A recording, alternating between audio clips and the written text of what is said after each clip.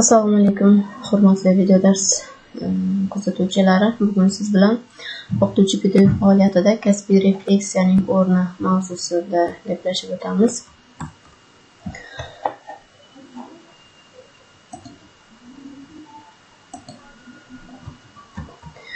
Demak, kasbiy refleksiya va pedagog faoliyat o'qituvchining kasbiy mahoratlarini rivojlantirishda pedagog refleksiyaning ahamiyati, pedagog tashxislash asosida o'qituvchining kasbiy rivojlanishini ta'minlash usullari rejasi asosida yoritib boramiz.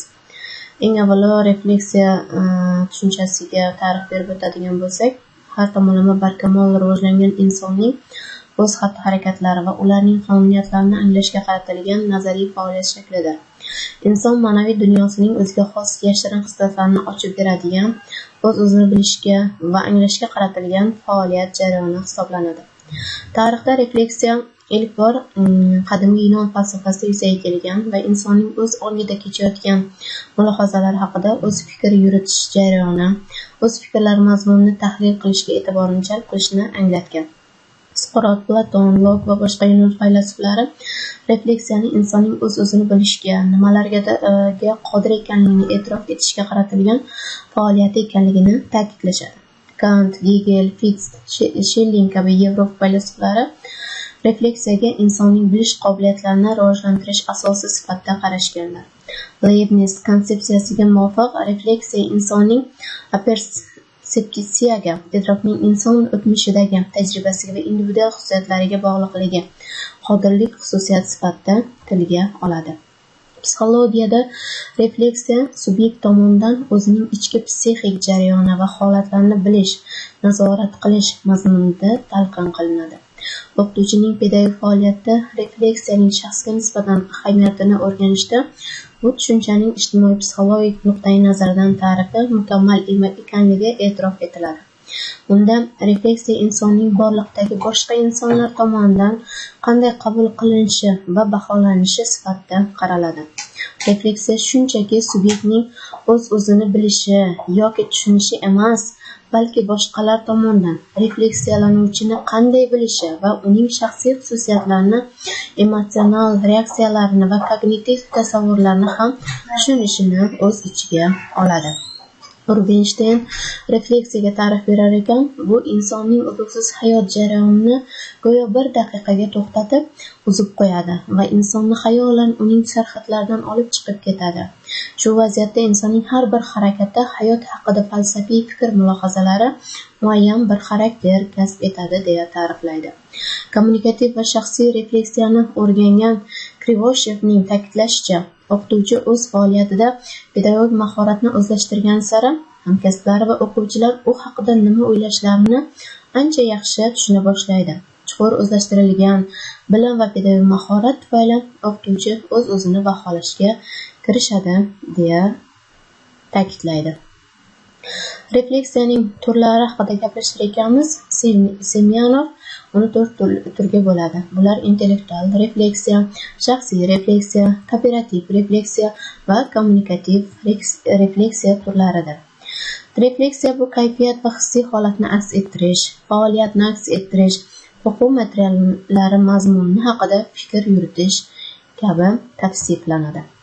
Kajesperova pedagog refleksiyani insonning o'z-o'zini anglashi deb, bunda nafaqat o'qituvchi o'z xatti-harakatlariga to'g'ri baho berishi, balki o'qituvchi bilan pedagog muloqot chog'ida o'zaro hamkorlik qiladigan o'quvchilar jamoasi, pedagogik jamoa, ta'lim-tarbiyaga mas'ul shaxslar va ota-onalar uni qanday qabul qilishini tushuna olish qobiliyati hamdir deb ta'riflaydi. Demak, refleksiya o'qituvchining o'z-o'zini anglashi, o'zining kamchiligi va zaif tomonlarini bilib, o'z-o'zini takomillashtirishga intilishi, o'z tarbiyalanuvchilarining hamda o'z-o'zini takomillashtirishga zarur shart-sharoitlar yaratish uchun mavjud ichki imkoniyatlarni kashf etishidir. Kasbiy pedagog faoliyatda refleksiv jarayonlarni o'rganib ta'kidlash mumkinki, refleksiya nafaqat pedagog faoliyatni rejalashtirish bilan bog'liq hodisa, balki refleksiya mohiyatini kasbiy faoliyatni optimallashtirish maqsadida ham qo'llaniladi. Ba'zi olimlarning fikricha, refleksiya asrlar davomida o'qituvchining kasbiy faoliyatida to'planib kelingan tajribalarida, uning xulq-atvori, muloqot madaniyati, tafakkurida yig'ilgan eski andozalarni, kamchiliklarni bartaraf etish imkoniyatini beradi. Kasbiy pedagog refleksiya bular o'z-o'zini bilishi, o'z-o'zini anglashi, o'z-o'zini belgilash, o'z-o'zini rivojlantirish, o'z-o'zini nazorat qilish kabi vazifalarni bajaradi. O'qituvchi faoliyatini pedagog tashxislash borasida fikr yuritgan olimlarimizdan Xamlinskiy shunday dedi: pedagog rahbarlikning sirlaridan biri o'qituvchilarda muntazam izlanish va o'z ishining tahliliga qiziqish uyg'otishdan iborat. Kimki o'z darslarida tarbiyalanuvchilar bilan o'zaro munosabatlarda yaxshi va yomonni farqlashga, yutuq va kamchiliklarni o'z vaqtida bilishga urinsa, pedagog faoliyatning yarim muvaffaqiyatiga erishgan bo'ladi. Sapyasinskiy esa har bir o'qituvchi mustaqil ravishda o'z imkoniyatlarini aniqlashi, o'z qobiliyatlarini va pedagog mahoratini rivojlantirishi kerak. O'zida ko'p narsani kashf qilish, tavsiya qilinganlardan ko'pini sinab ko'rish, baholash lozim. O'qituvchi o'zini o'zi yaratadi. Kosib yoki ijodkor bo'lishini ham o'zi belgilaydi. Refleksiya jarayoni bu o'rganilgan mavzularni mustahkamlash maqsadida yakka tartibda, juftlikda va guruhda tashkil etiladi. Refleksiya bu o'rganilgan mavzularni mustahkamlash maqsadida yakka tartibda, juftlikda va guruhda tashkil etiladi.